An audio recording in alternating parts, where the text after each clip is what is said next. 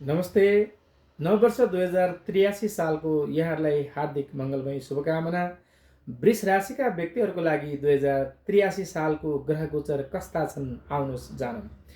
यस वर्ष कर्मक्षेत्र र वृत्ति विकासको दृष्टिकोणले वृष राशिका जातकका लागि कर्मसिद्ध योग परेको सङ्केत देखिन्छ।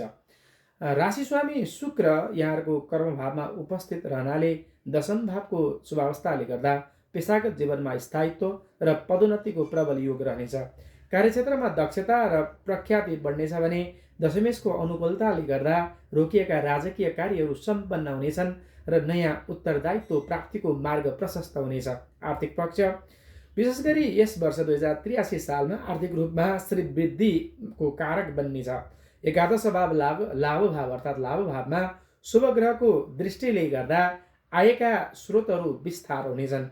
व्यावसायिक योग विशेष गरी जलीय तत्त्व, सौन्दर्य प्रसाधन र वस्त्र व्यवसायमा धनलक्ष्मी योगको विशेष कृपा रहने देखिन्छ। त्यसै गरी लगानीको दृष्टिकोणले यो वर्ष पञ्चमेशको स्थितिले हेर्दा सेयर बजारमा सतर्कतापूर्ण लाभको सङ्केत गर्दछ।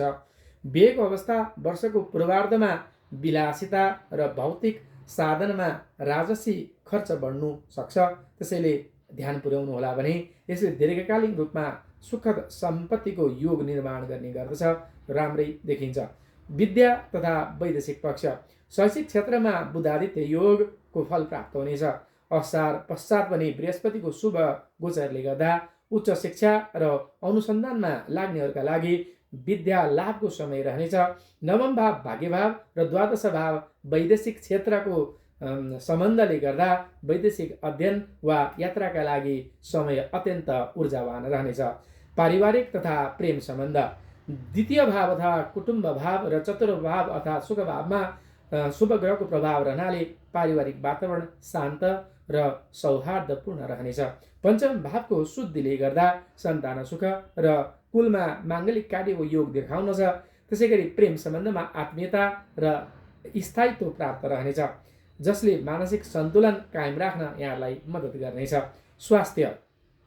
स्वास्थ्यको दृष्टिकोणले पित्त विकार र पेट सम्बन्धी समस्याप्रति सचेत रहनुपर्ने देखिन्छ। षष्ठेशको प्रभावले कहिलेकाहीँ शारीरिक आलस्यता उत्पन्न गराउन सक्नेछ भने प्राणायाम र योग नै यो वर्षको तपाईँको सुरक्षा कवच बन्नेछ। राजनीतिक, सामाजिक एवं आर्थिक पक्ष राजनीतिक पक्षमा जनसमर्थन र पद प्रतिष्ठा प्राप्तिको योग बन्नेछ भने नवम भावको सक्रियताले गर्दा धार्मिक कृत्य र तीर्थाटन गराउनेछ। समाजमा तपाईँको व्यक्तित्वको प्रभाव र वर्चस्व बढ्नेछ भने परोपकार र सेवाभावले आत्मिक शान्ति प्रदान गर्नेछ। कृषि र व्यावसायिक क्षेत्र चतुर्थ भाव र धनुषको बलियो स्थितिले गर्दा भूपार्जन र कृषि कर्ममा धान्य लाभ सुनिश्चित देखिन्छ। पशुपालन र दुग्ध व्यवसायमा संलग्न जातकका लागि यो वर्ष सफलताको वर्ष साबित हुनेछ।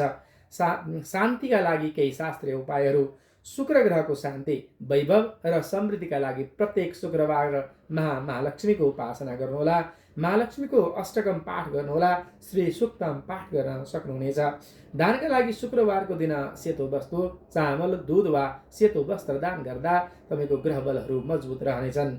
मन्त्र ओम द्राङ द्रिङ द्रङ सह शुक्राय नमः मन्त्रको नियमित जाप गर्नुभयो भने तपाईँको जीवनमा सौन्दर्य र ऐश्वर्य थपिनेछ। तपाईँलाई सारभूत शब्दमा भन्नुपर्दा शुक्रको अनुकूलताले गर्दा वृष राशिका लागि यो वर्ष भौतिक तथा आध्यात्मिक दुवै दृष्टिले अत्यन्त उन्नतिशील रहनेछ। धन्यवाद।